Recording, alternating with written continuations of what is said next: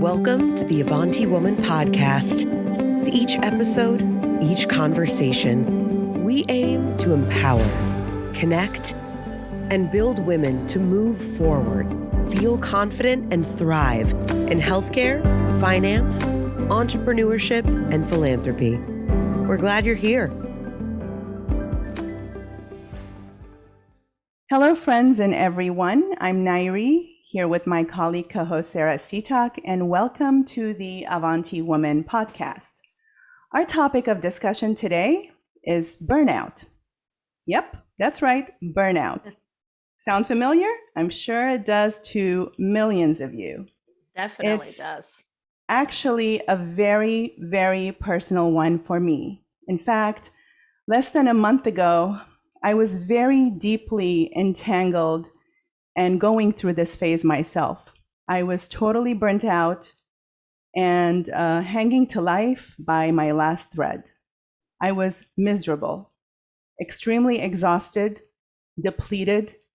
I had nothing to give to anyone or myself. I was extremely reactive and at the same time numb. It was definitely a scary place to be for me, and I knew that I needed immediate intervention. And that is when I made an emotional and abrupt decision. I called Sarah and said, we're having a podcast session dedicated entirely to this topic, because I knew now 2 years into the pandemic that I was probably just one of the statistics. So I reached out to the Avanti Counseling Center and got connected with our guest speaker, the wonderful, vivacious, awesome Angelica Churchian. I'll give a short background about this wonderful woman, and the rest you shall see for yourselves. From a young age, Angelica found herself to be fascinated by the intricate ways of the human mind, which grew her passion for psychology. This led her to pursue a career in marriage and family therapy. Angelica earned her bachelor's in psychology from California State University, Northridge, and her master's in clinical psychology with an emphasis in marriage and family therapy from Pepperdine University. Throughout her career, Angelica has volunteered for nonprofit organizations by providing mental health services to children with behavioral challenges and providing therapy to individuals suffering from transgenerational trauma.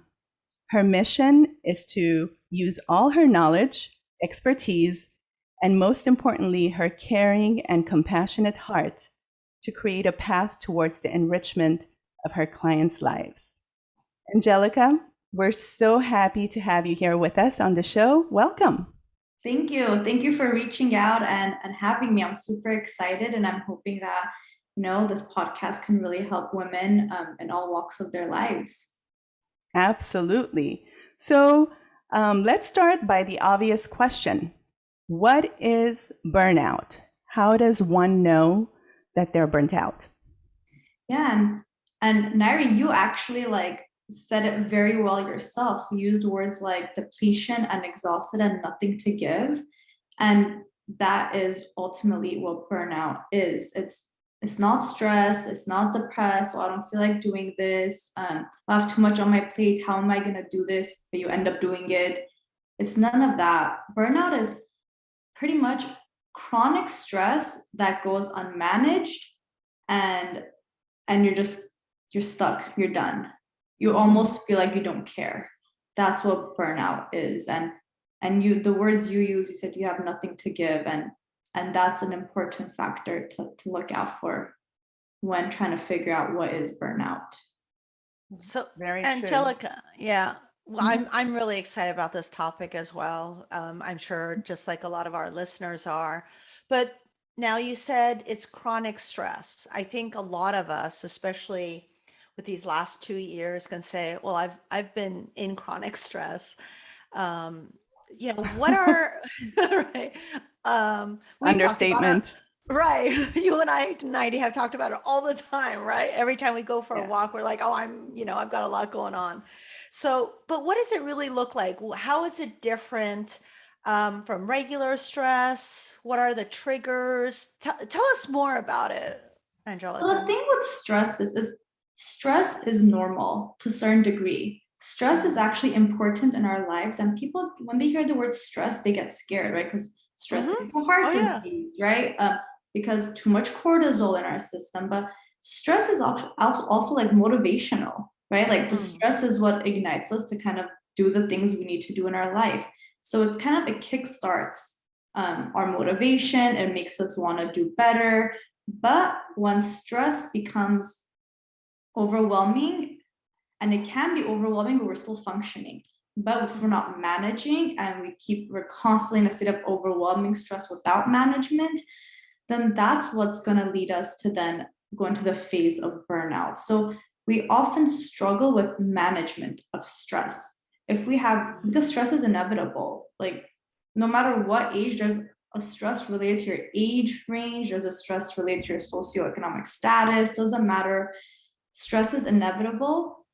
Burnout is preventable.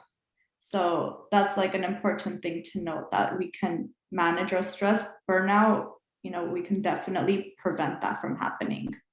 So that's a very point you brought up, Angelica. And again, from my personal experience, the question I want to ask is, how do I deal with it so I'm not on the verge of collapse? Because that's what happened to me. I waited too long. So what kind of interventions? How do we deal with it as, it's building up? How do we know? And you said it, you're like, I waited way too long. And that's exactly what it is. As people who are high achievers, the go-getters, the goal-oriented people, like they thrive in stress. And almost like if they're not stressed out, they feel very unproductive. So people who guilty, right? You relate to that? Yeah. Like, yeah. Oh yeah. Do you relate to that, Sarah? Oh gosh. If I sit down for a little bit, I'm like, what am I? I'm lazy. And it's like, no, I need this time out. But let's go back to the question, because I think Nighty asked a really good question. Yeah. And you said it yourself, Sarah, the word I'm lazy. Those are the thoughts that come into our head, because people who are high achievers and like I said, are goal getters, they really thrive in these stressful situations, but that's very short term. So these people are very much more likely to burn out, because they're like pretty much like working really intensely, and then they're like intense, and then that short break even is very triggering. It's a very awkward place to be in. Oh yeah. So prevention to that is, well, one thing I've noticed is, and we're just working in like the nonprofits, agencies, corporate, private practice, I've noticed people don't use their even paid time off. People don't use their sick time. It's almost like a judgment. We feel, people don't. They actually feel very excited when they're like, yeah, 80 hours of paid time off. They're like, yeah, 100 hours of sick time. And you're like, but have you used any? No, why would I use it? And there's a big judgment around that. Judgment for yourself, judgment from like your employer. Like, if I go for one day, what are they gonna do? They can't function without me. So we let our paid time off slide. We let our sick time slide. We take on a lot of more obligations that we can, because we're that go-getter. We need to make it happen. We have to be the mom, we have to be the business owner, we have to be the friend, the wife, all of that. And it works until it doesn't, right? You're like, I got this. So when you look back and you're like, wait, why am I saying no to this? You almost feel bad about yourself. You're like, what's wrong with me? Because you're on such high pressure intensity that when it's like, it's time to like simmer down, it's very foreign. So that's why people just go from like stress, unmanageable, to then burnout, because there's no time to just make your lifestyle isn't allowing you to prevent the burnout. Well, that's true, because, you're in you're basically, it's like tennis balls being thrown at you nonstop, and you're in just survival mode with adrenaline, just trying to deal with, and then this and then that, it never stops. So how do you stop? Yeah. And so in a game like that, like if tennis balls are being thrown at us in a game in life, we can take a time out, and they do that in games. And in life, we need to take these times out, the time out. And boundaries is something that people lack, women lack. We don't like when people set boundaries with us. We don't like setting boundaries with other people, but our personal boundaries are going to be the most important to set. So, so a simple example is, I know a lot of people, I'm guilty of it myself, is picking up my phone after hours, time till I shouldn't answer emails. I think we all do it. Yeah. All guilty. Yeah. But that's a very small, you think it's harmless, not a big deal. Right. It's quick. Let me just say it. Like, I know the answer. I'm just gonna say it really Right. quickly. When you say it and then, but that becomes a habit, right? It becomes a That's lifestyle. right. Yes. So yeah. And that, of course, then is gonna lead, that lifestyle is gonna lead to burnout, because that one email today, a few emails there, calls there, texts here and there, is we're setting ourselves up for failure. When I say feel, like we're like gonna be checked out, we're gonna be done. Yeah. So, Angelica, I'm assuming, like a lot of things in life, we don't go from a wonderful, balanced life to burnout immediately, right? We kind of go through these phases and so forth, Stages. and stages. Is there such a thing for burnout? And if so, can you tell us a little about that? Yeah, and burnout does come in stages, because it's how our lifestyle is gonna lead to that. So by the way we eat, the type of smoking, drinking, exercising, right? These are all, we don't just randomly become sick one day, right? It's our lifestyle led us to become, having these health issues. Same with our mental health. So initially, like the high achievers, or people who really want to just make things happen and who are productive, they're thriving in the honeymoon stage. They're committed, they're motivated, they're excited, and they're getting stuff done, which that's addicting. You like getting stuff done. One check mark off the list, you're like, amazing, I can do my other thing off the list. So honeymoon stage is great. Well, and same like a marriage, like the first few months, few years, you're like, this is wonderful. And then you realize all the stresses of life get into play, and different type of commitments now need to come into play. So relating it to burnout is, if you're like high energy, optimistic, stress is gonna come. It's inevitable. Like I mentioned, that any type of stress is gonna come our way. So depending on how you manage stress, you'll either experience it mentally, physically, or behaviorally. So it depends on you, depends on your culture, how you're gonna notice that stress in your life. And this can look like having a hard time concentrating, right? We think it's something simple, like, why am I like not concentrating? But in reality, like, that's a small symptom, right? But in the big grand scheme of things, it's one of the things that we could have looked out for. These are like, we start procrastinating. We're not as productive as we want to be.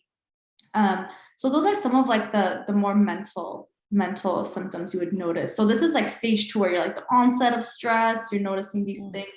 In regards to physical, like, you don't really have too much excitement doing the things you once loved, So if you like going to Starbucks with your girlfriends, you're like, okay, I can skip out on this Sunday, it's fine, whatever. You're kind of like, Oh, I can relate to that. Yeah, it's nothing too intense. No, nothing too intense, but yeah, it's not as exciting anymore. It's not, yeah. Yeah, and once the stress occurs more frequently, and we're still in a productive mindset, that already we start having the low self-esteem starts coming into play. Why am I like this? Why am I doing this? Do you guys see the connection between then, if we're not doing the things we'd normally do? Oh yeah. I mean, Angelica, while you're explaining and share with us, I'm actually seeing it in my head. Oh gosh, I remember when I felt this way, and when that happened. So yeah, and that then turns into something else, right? So that's just the onset of stress. That's just the small things here and there, and then that's going to lead to then chronic stress. And chronic stress is when we have more frequent stressors and the pressure is on. And when the pressure is on, then we notice a difference in our relationships. So the onset of stress, doesn't really affect too many of the people around us. It's mainly us. We get like, we don't feel too good about ourselves. We don't want to like do much work. We don't want to focus. But the chronic stress, it starts affecting our relationships, where we start kind of isolating. So that not going to Starbucks on Sundays with your friends turns into, well, I haven't been there for about like 2 months. And Mhm. you're like, wait, I haven't, like, that's like you're not Totally. doing it. You lash out, you become more irritable. Angry. Yeah, angry. We don't want to do Yeah. anything fun. Even fun things get annoying. Or when people are having fun, we're almost annoyed of them. Like, we Yeah. don't understand them.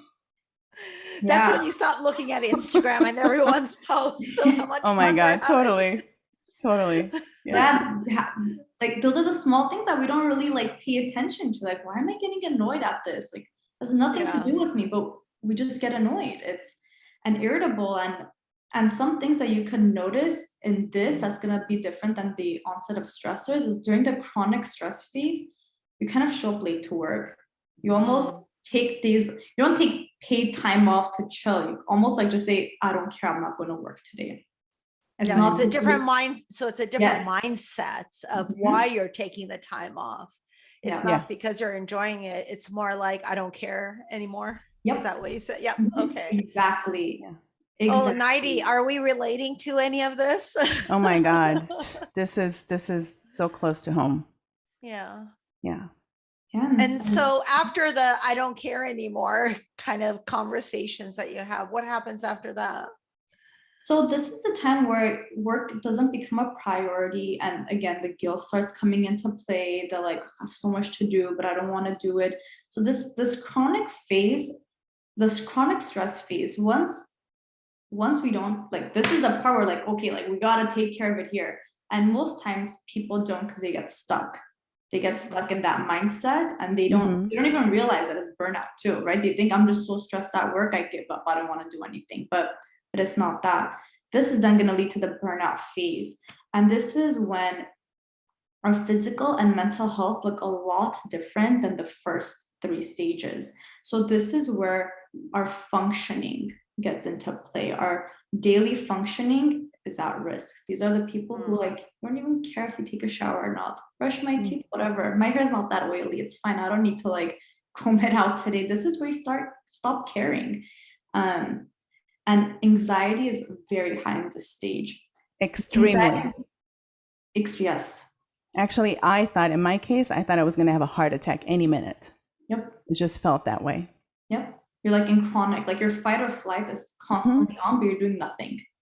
You know, just at a resting stage, you're just feeling anxious and you start obsessing, ruminating, thinking about all the things that you could have done, should have done in the previous stages. And this is where, which then is going to lead to guilt, which then is going to lead to depression. It's kind of like, it makes a whole circle. Wow. So this is definitely burnout, definitely then leads to depression. That's how it ends.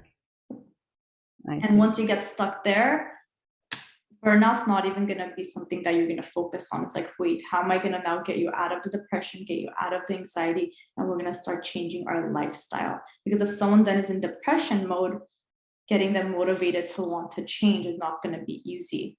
But in burnout, getting them to be motivated is easier. But once you're depressed, because the depression symptoms are literally like lack of pleasure, guilt, shame, low self-esteem, all of that. And getting out of that is going to be harder than burnout. Burnout, you can see the signs. You're like, okay, I have to do all of this. Boom, boom, boom. You're like, okay, I'm good. You notice, you're like, okay, your life's back on track. But depression, you go in, we have to first take you out of that. And then once we tackle that on, we have to do some lifestyle changes.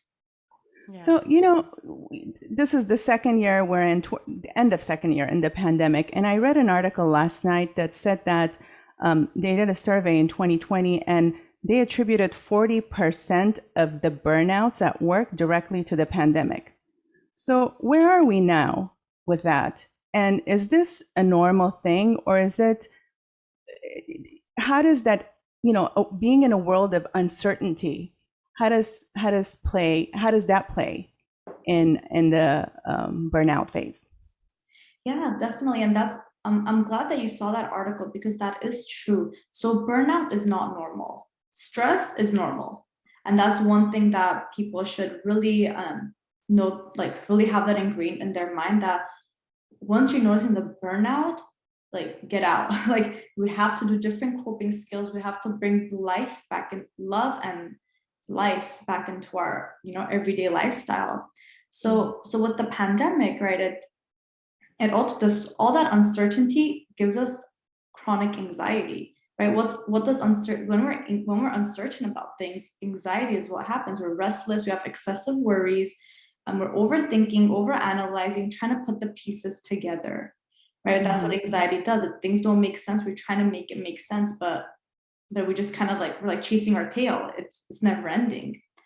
Right. So given kind of knowing the uncertainty of the world and our jobs and our income, our family, our kids, their schooling, all of that, it's gonna take a toll on our mental health. So really identifying that stress is manageable.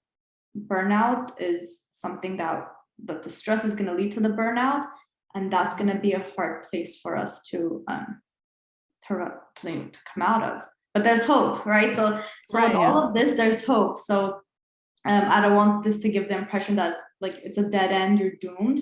You're not, right? So a lot of things that I've noticed people have done in the pandemic in this past 2 years was a lot of self-care, oddly enough.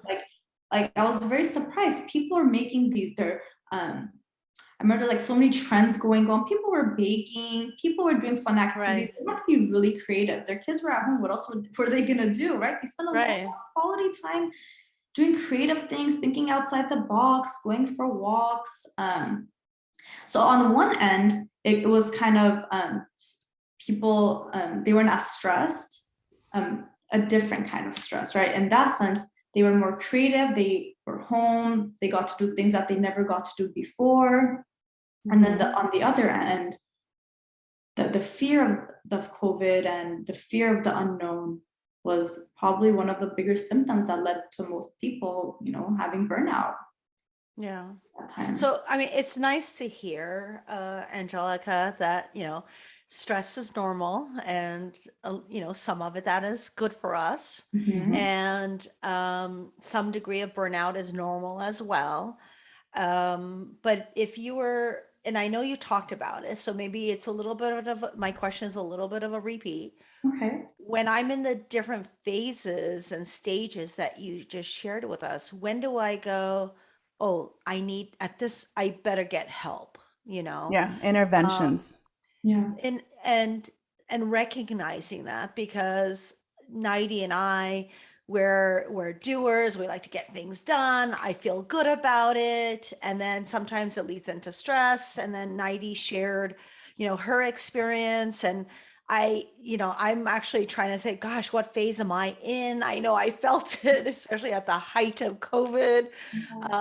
But when do I go, I need help. I need somebody to just help me out of this. And what does that look like? So there's a fifth stage to this as well. The fourth stage was the burnout, but then we get into habitual burnout. And that habitual burnout is that if we don't address burnout at this point, so we're getting the anxiety, we're having the depression symptoms. You don't meet criteria to be diagnosed, but you have the symptoms all there. If it's not taken care of in the fourth phase, then you're going to get into the fifth phase, which is going to be the habitual burnout. And at this point, you enter the depression and the anxiety. So it's no longer going to be burnout. So I just want to make that note. So once you reach already where you're like, this isn't burnout, the symptoms, because the symptoms aren't going to be the same, right? Then you're going to have the symptoms of depression and anxiety.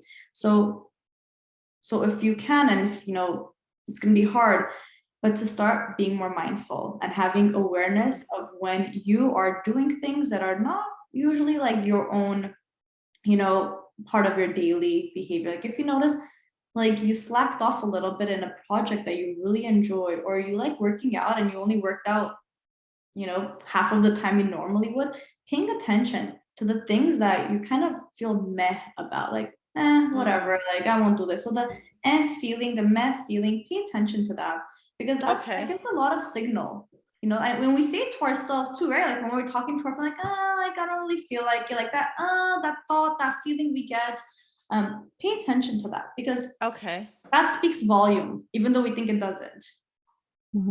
So basically, if you were to give pointers to people, how to actually prevent getting to the last stage of burnout throughout that journey of the phases, like Sarah mentioned, Some activities to engage in would be, as you said, be more mindful. I can say, turn off your phone after a certain time. And actually, that is one thing that saved me for a whole week. I divorced my phone.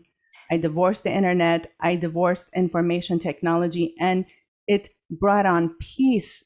My brain was so overly stimulated, and it just began to finally delete all the junk. Yep. Exercise, eating healthy, and getting plenty of sleep. So what are your suggestions, Angelica? These, specific pointers for our audience. You just named some of like really good ones. So the phone is a big deal. That's constant stimuli. Second we wake up, like that's already stress. Seeing like 10 emails, 20 emails, that in and of itself is going to start that lifestyle habit that's going to lead to burnout. But you mentioned really good ones. So I may be a little biased, but therapy for sure, with or without burnout, everybody needs their own safe space, that 1 hour a week to talk only about them. It's all attention is on you, and you have that therapist or that clinician who's going to give you undivided attention, who's non-judgmental, who's not going to be biased, and is going to, guide you. So therapy with or without stress is going to be a really important tool to have. It's kind of like, go to the therapist, have a cleansing session where you're just dumping all the junk out. Yep. And then, you just go back to your routine. Exactly. Yeah. Definitely. So you can totally go and emotionally dump on them. That's their whole job is to retrieve and then give you back pointers of, okay, after everything you said, these are the themes I noticed. And you want some, because your friends aren't going to notice these themes. Your husband, your girlfriend, your siblings, they're not going to notice these themes. You need a professional who catches the certain words you say and notices the theme of your life and how to help you specifically manage based on your personality, your style. So therapy for sure is going to be a great tool to have. So setting boundaries with yourself, setting boundaries with your kids, with your colleagues, with your employers. So things like, thank you for thinking of me for this project. I can't do this at this time. And these are words that people we're really scared to say. We have a lot of anxiety saying no to people. So no should be your friend, right? Not be scared of it. Learn to say no. Learn to say no. Yeah, and you notice the more you say no to people, and not no is not no in a rude way or defensive way, but really assessing, is this something that I can do? If it is, by all means, go and do it. But if you realize it's going to take time and energy from your life, and you're noticing, well, I'm a little bit I have 50% left in the day. Can I really dedicate 24% more to this person? Because by the end of the day, you're going to have only 25% left. And then what's going to happen? So setting boundaries is going to be really important with yourself, and saying no to people. And that's okay to say no. And definitely something that I wish more people talked about was, if your job is giving you days off, take it. Get them used to taking time off, whether it's and paying attention to, are you even judging yourself when you put in that submitting request? Some people submit requests and I'm so sorry, I have to take the day off. It's my grandma's funeral, but I'll be back. I just need 3 hours. And you're just take the whole day. People even try to overcompensate for going to something as important as a funeral. And the big vacations, they're great, but you need little mini vacations, even if it's one day watching TV all by yourself, to, I don't know, taking a day trip somewhere, to not even doing anything. Taking those mini vacations, because if you go on a big vacation, to be I'm going to unwind for 7 days. But the damage was done way before that. So that 7 days, you're still going to be on your phone. You're still going to, not be totally checked out. Maybe you will, but yes, taking advantage of your sick time, right? Because mental health is considered a sick time, right? Taking those days off. You have it for a reason. You work hard for it. So that's a big thing. I like your suggestions, Angelica, and I like the idea of the mini vacations. From time to time we try it. I feel like I just need it more often. Yes, myself. I agree. And again, don't take your phone with you on vacation. I mean, take it with you, Right. keep it in the safe, lock it up, Right. and just be in the moment without the crazy stimuli constantly bombarding at you. And that's the biggest part of our stress. Yeah, Any- and I think it's an exercise and practice of saying no, in a kind and gentle way, and even to your kids, which is the hardest, I'm sure for a lot of parents, but Yeah. it's something we have to do, especially coming, having experienced the height of COVID and always being together and all of that. But these are excellent tips. So thank you very much for sharing those. Yeah, of course. That's great. Any last words of wisdom to our audience from you? An important thing I would want to note is that a problem becomes a problem when it starts interfering with your daily functioning, tasks of daily living.